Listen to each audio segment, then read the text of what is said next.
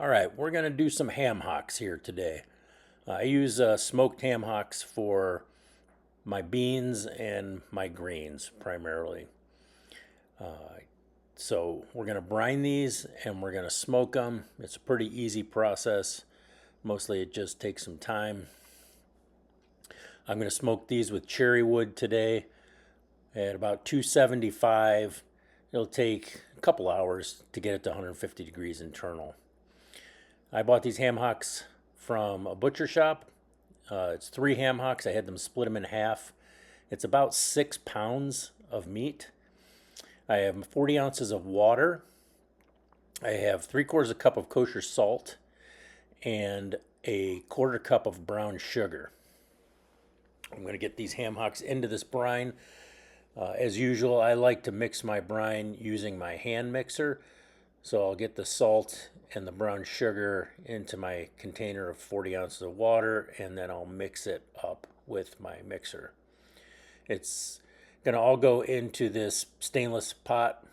You want to use a container, non-reactive container, and brine for 24 to 48 hours.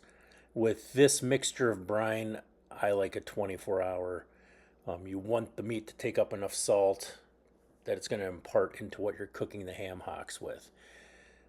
Because the ham hocks are going to slow simmer with your beans or your collard greens or mustard greens or whatever kind of greens you're cooking.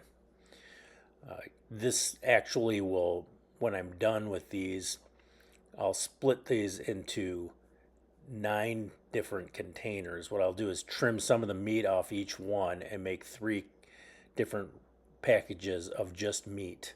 And then I will have 6 packages with meat and bone. So initially I just put the lid back on here, but you'll see I go back and put a bag of ice on top here just to keep the hocks submerged in the brine. So this is 24 hours later. Pulled them out, rinsed them in the sink, patted them dry. You can see they've almost got like a darker look to them. They get when meat kind of brines, it kind of gets that kind of a not kind of a tacky, tough consistency to it. You can leave like a fingerprint in it when you touch it.